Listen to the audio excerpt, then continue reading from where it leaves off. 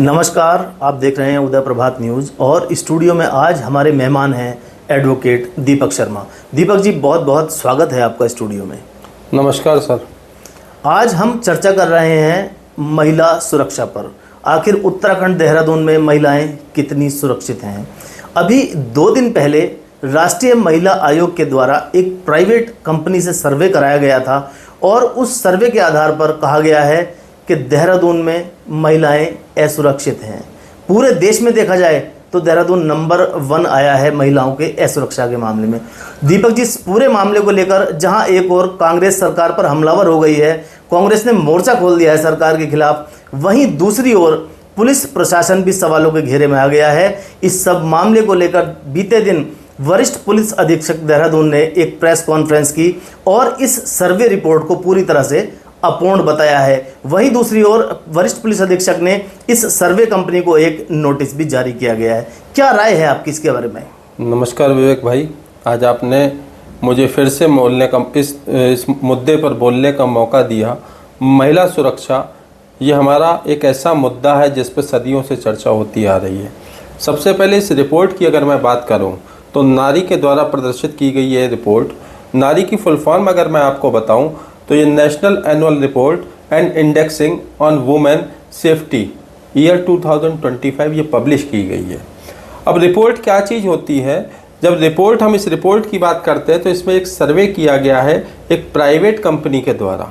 गौर करने की बात यह है कि प्राइवेट कंपनी जिसने सर्वे किया है, PW एनालिटिक्स नाम से उसका उल्लेख कहीं पर मैंने पढ़ा था, उसने सर्वे किया है। इस सर्वे में जब हम सर्वे करते, किसी भी रिपोर्ट बनाने से पहले जब हम सर्वे करते हैं तो सर्वे को एक तरीके से मान लिया जाए कि एक पॉपुलेशन का सैंपल साइज है। अब इस सर्वे में पूरे भारतवर्ष का सर्वे किया गया है इनके द्वारा। 12,770 इतनी वुमेन को इन्होंने एनालाइज किया है, उनके ओपिनियन लिए हैं। अब आप यहीं पर देख सकते हैं, ये जो डाटा मैं आपसे बता रहा हूँ कि 12,770, ये भी मैंने ऑनलाइन IAS वेबसाइट से वहाँ से मैंने प्राप्त किया है। अगर आप कहेंगे तो मैं आपकी लिंक भी प्रोवाइड करा दूंगा। अब उत्तराखंड की अगर हम बात करें तो उत्तराखंड के परिप्रेक्ष्य में अगर इस डाटा को ही ले 12,770 महिलाएं अपने आप में बहुत कम है। साथ ही यहाँ पर हम अगर देखते हैं कि इन्होंने इंडेक्सिंग की बात की है कि नहीं साहब, हमारे यहाँ पर जो इंडेक्सिंग है, सेफ्टी इंडेक्सिंग या सेफ्टी स्कोर जो है वो हमारे यहाँ देहरादून का 60 ही है, जबकि भारत का जो सेफ्टी स्कोर है वो 64 है। इस रिपोर्ट के अंतर्गत ही बताया गया है। इन सब रिपोर्टों के ऊपर अगर हम जांच करते हैं तो कहीं ना कहीं संदेह तो वास्तव में उत्पन्न होता है। जो SSP साहब हमारे यहाँ देहरादून के हैं, उनके द्वारा जो संदेह जताया गया है वो गलत नहीं है, लेकिन इसके साथ मैं फिर आपसे ये भी कहूँगा कि कोई भी रिपोर्ट पूरी तरह से निराधार नहीं होती है। इस रिपोर्ट में कहीं ना कहीं कुछ ऐसी चीज़ें हैं जिन्हें हमें ध्यान देना चाहिए। जैसे कि इस रिपोर्ट में हम सैंपल को अगर हटा दें तो हम अगर केवल इस मुद्दे को देखें कि महिला सुरक्षित है अथवा नहीं, तो इस मुद्दे पर सर्वे और रिपोर्ट, इन दोनों चीज़ों को अगर हम हटा दें तो वास्तव में एक प्रश्न आज समाज के सामने, प्रत्येक समाज, प्रत्येक सिटी, प्रत्येक गांव में भी ये प्रश्न घूम रहा है कि क्या महिला सुरक्षित है अथवा नहीं। पुलिस प्रशासन अपना राय दे रही है, सरकार अपना मत रखने के लिए तैयार है, विपक्ष अपना मत रखने को तैयार है, सारे अपनी विचार जो है व्यक्त कर रहे हैं, लेकिन जो मूलभूत चीज़ है क्या महिला सुरक्षित है वह आज भी ज्यों का त्यों खड़ा हुआ है। अगर इस मुद्दे के लिए हम गहराई से देखें तो जो हमारे पास सरकारी डाटा है, नेशनल क्राइम रिकॉर्ड ब्यूरो है हमारा, उसके द्वारा एक रिपोर्ट पब्लिश की गई है, वो भी वर्ष 2025 में पब्लिश हुई है। मैं लाया भी हूँ यहाँ पर, ये आपकी नेशनल क्राइम रिपोर्ट जो है NCRB की ये रिपोर्ट है। अगर मैं आपको दिखाऊं, इस रिपोर्ट के अंतर्गत वर्ष 2020 की भी रिपोर्ट है, यहाँ पर 2021 की भी है, 2022 की भी है। ये 2022 की रिपोर्ट 2025 में ही पब्लिश की गई है। इस रिपोर्ट के आधार पर अगर हम देखें, और ये रिपोर्ट सिर्फ महिलाओं के ऊपर किए जाने वाले अपराधों के लिए, इस रिपोर्ट में बताया गया है कि पूरे उत्तराखंड में, सिर्फ देहरादून नहीं कह रहा हूं मैं, पूरे उत्तराखंड में 4,337 केस रिपोर्ट हुए थे, जिसमें से 187 का कन्विक्शन हुआ है। तो कन्विक्शन रेट लो है, यहाँ पुलिस का रोल नहीं है। अब ये कन्विक्शन रेट लो क्यों है, इसके ऊपर भी मैं आपसे अगर चर्चा करूं तो कन्विक्शन रेट लो इसलिए है कि या तो कई केसेस ऐसे होते हैं जहां पर कंप्रोमाइज हो जाती है, मुकदमा रिपोर्ट किया गया, केस रिपोर्ट किया गया, उसके बाद पार्टी कंप्रोमाइज कर लेती है। कई बार ऐसा होता है कि विक्टिम अपने स्टेटमेंट से हॉस्टाइल हो जाता है। कई बार ऐसा होता है कि कहीं ना कहीं बार्गेनिंग भी हो जाती है। कई बार ऐसी भी चीज़ें सामने आई हैं कि जहां पर सामाजिक प्रेशर के चक्कर में या फैमिली प्रेशर के चक्कर में विक्टिम अपने स्टेटमेंट चेंज कर देता है। तो इन सब कारणों से हमारे पास जो कन्विक्शन रेशियो है वो 187 है। इसके अलावा पर्सन जो अरेस्टेड हुए थे इन मामलों में 2688 पर्सन अरेस्ट हुए थे वर्ष 2022 में। अगर हम हमारे 28 राज्यों का डाटा देखें तो उत्तराखंड नीचे से चौथे या पांचवें नंबर पर आता है। तो इसके आधार पर अगर हम देखें तो यहाँ पर नारी के द्वारा प्रस्तुत की गई रिपोर्ट बिल्कुल विपरीत है। वर्ष 2025 में 2022 तक का डाटा दिया गया है एनसीआरबी के द्वारा, और ये NCRB national crime record bureau ये भारत की विश्वसनीय एक साइट है जिसके ऊपर सारा क्राइम का डाटा, जितने भी क्राइम है वो सारे पब्लिश होते हैं। दीपक जी, इस सब मामले को लेकर जहां एक ओर सरकार की किरकिरी हुई है, वहीं दूसरी ओर पुलिस प्रशासन भी सवालों के घेरे में आ गया है। क्या है आखिर पूरा मामला? जांच का विषय है, पुलिस ने नोटिस जारी कर दिया है कंपनी को, क्या कहेंगे आप इस बारे में? देखिए, यहाँ पर पुलिस का ये इस प्रकार का जो कार्रवाई की, पुलिस के द्वारा इस प्रकार की जो कार्रवाई की गई, खास तौर से एसएसपी महोदय के स्तर से, ये कार्रवाई वो कर सकते, मैं ये नहीं कह रहा हूँ कि नहीं कर सकते हैं, लेकिन इस कार्रवाई को उनके द्वारा ना करके, क्योंकि पुलिस जो है वो राज्य सरकार के अधीन होती है, राज्य के अधीन होती है। संविधान में हमारे अनुसूची 7 में 3 प्रकार की लिस्ट बताई गई हैं, यूनियन लिस्ट, स्टेट लिस्ट और कंकरेंट लिस्ट। स्टेट लिस्ट का दूसरे नंबर का पॉइंट वहाँ पुलिस के बारे में विवरण देता है कि पुलिस राज्य के अधीन होती है। तो यहाँ पर जो मेरे हिसाब से और विधिक तौर पर जो दायित्व बनता था एसएसपी साहब का नहीं बनता था, जवाबदेही बनती थी यहाँ पर सरकार अथवा कानून मंत्री की।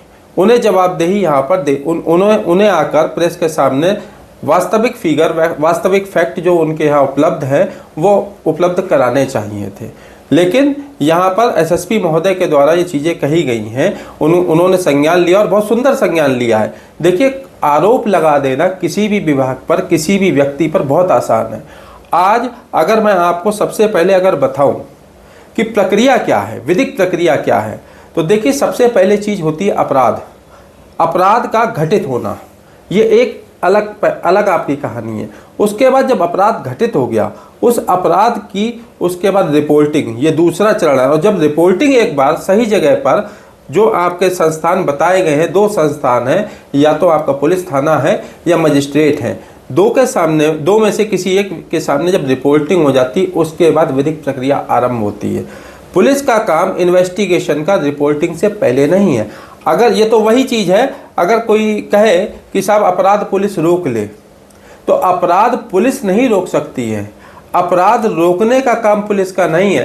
पुलिस केवल जो अपराध घटित हुआ है, उस घटित हुए अपराध के लिए उसकी पुनरावृत्ति ना हो, इस प्रकार से उसके लिए विधिक प्रणाली में सम्मिलित कराए इन्वेस्टिगेशन के माध्यम से। उसके बाद प्रक्रिया शुरू होती है ट्रायल को, ट्रायल के बाद माननीय न्यायालय जो है उस पर निर्णय देता है। तो निर्णय लाने की जो प्रक्रिया है, उससे पहले इन्वेस्टिगेशन, फिर ट्रायल, इन सब प्रक्रिया से जिस समय निर्णय आता है और किसी अपराधी को दंड मिलता है, तो ये दंड जो है वो एक उदाहरणात्मक होता है कि कोई दूसरा ना करे।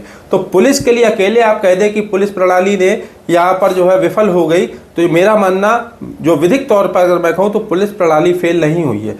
आप इसी का एक छोटा सा उदाहरण देखिए, निर्भया का जो केस हुआ था, दिल्ली का प्रसिद्ध, शर्म भी आती है ऐसे चीज़ों के लिए बार बार याद करके, लेकिन हाँ, ये एक ऐसा प्रकरण था कि जिसने मानवता को शर्मसार किया। लेकिन क्या उसके बाद उस प्रकार की कोई घटना घटित नहीं हुई है? घटनाएं घटित होती है, कानून भी बनते हैं, सब चीज़ें हैं, लेकिन हम सबको सजग होना पड़ेगा। सिर्फ खाली पुलिस प्रशासन की दायित्व तो नहीं है, समाज का भी दायित्व है, इसमें सरकार का भी दायित्व है। देखिए दीपक जी, कोई भी व्यक्ति जो है जन्म से अपराधी नहीं होता है।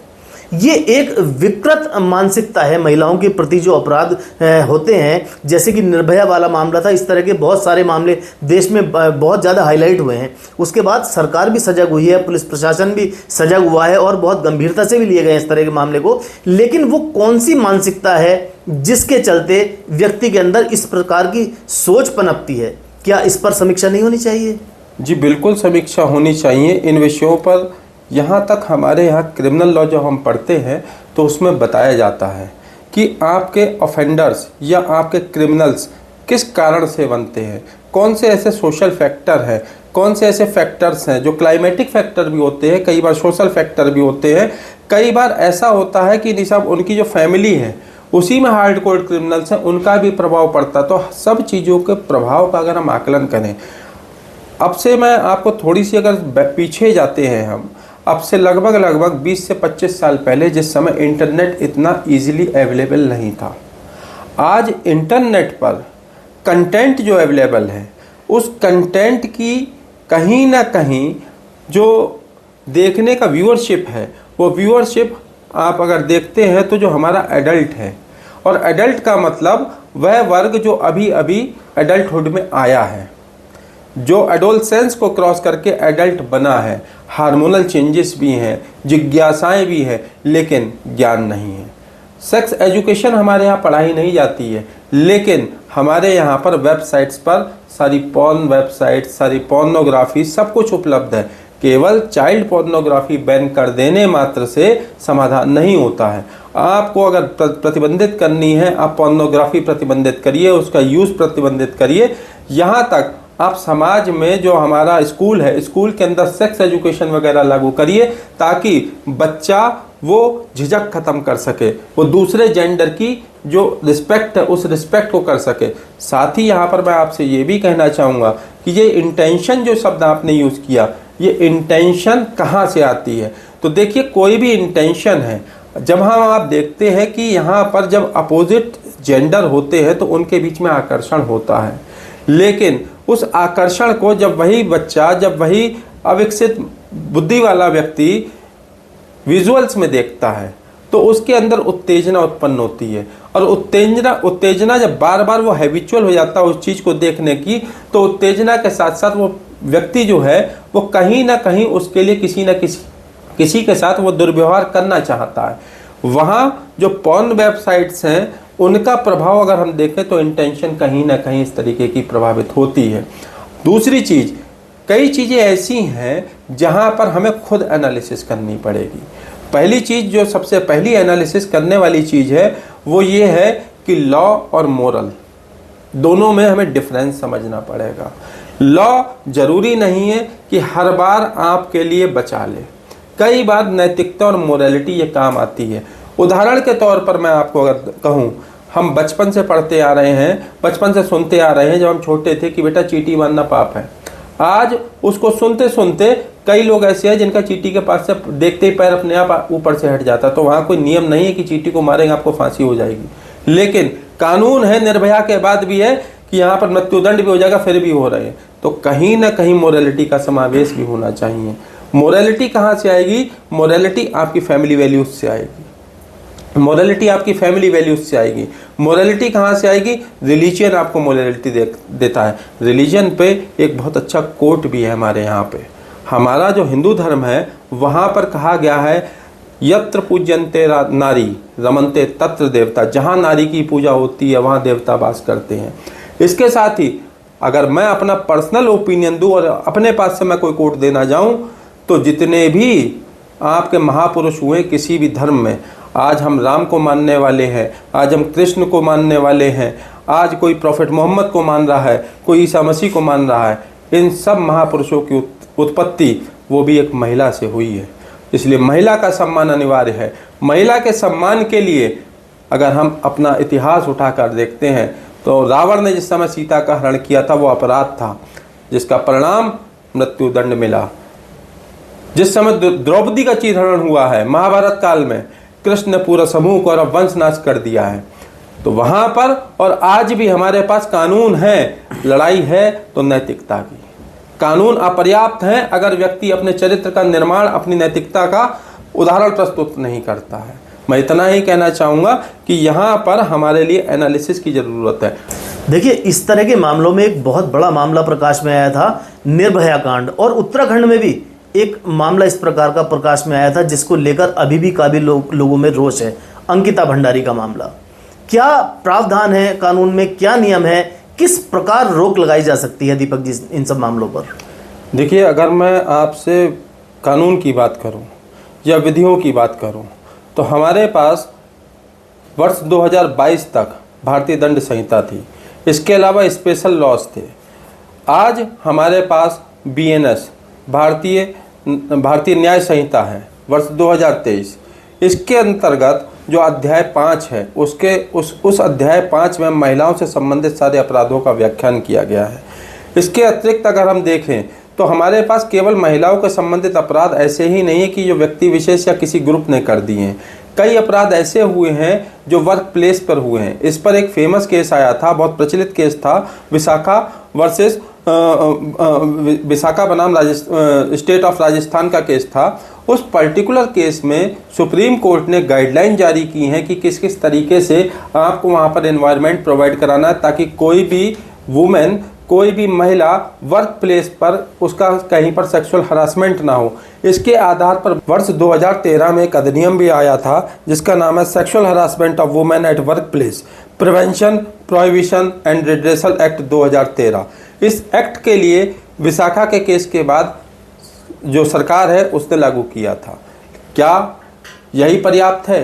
इन चीज़ों के अलावा महिला सशक्तिकरण के लिए अलग अलग 40 मंत्रालयों ने अलग अलग योजनाएं, जो भारत सरकार के अधीन 40 मंत्रालय हैं, उन्होंने अलग अलग योजनाएं दी हैं, जिसमें बेटी बचाओ बेटी पढ़ाओ योजना भी है, महिला सशक्तिकरण के लिए MSME के अंतर्गत भी है, स्टील जो आपकी मंत्रालय है उसके अंतर्गत भी है।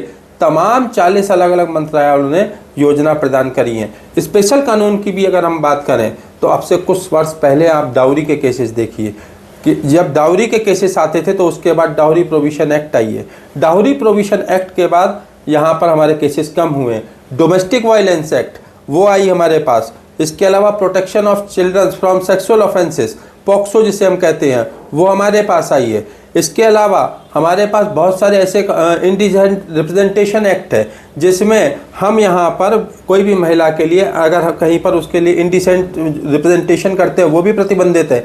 इन चीज़ों के अलावा हमारे पास जो पुराने कानून थे भारतीय दंड संहिता, उनको हटाकर भारत सरकार के द्वारा भारतीय न्याय संहिता BNS ये लागू की गई है। इस BNS के अंतर्गत कई प्रावधानों में संशोधन ऐसा किया गया है जहां पर महिलाओं की मोडेस्टी, महिलाओं के साथ होने वाले सेक्सुअल असॉल्ट्स, महिलाओं के साथ होने वाले रेप के इंसिडेंसेस, उनको कंट्रोल किया जाए। ये सब हमारे पास कानून उपलब्ध हैं। इसके अलावा हमारे पास इंटरनेशनल लेवल पर कई सारे कन्वेंशन ऐसे उपलब्ध हैं जो हमारी बात करते हैं कि महिलाओं की प्रोटेक्शन होनी चाहिए, जिसमें CEDAW करके भी एक नाम आपने सुना होगा। CEDAW के अंतर्गत उसके अंदर तमाम अनुच्छेद दिए गए हैं जिनके आधार पर महिलाओं की सुरक्षा की बात की गई है।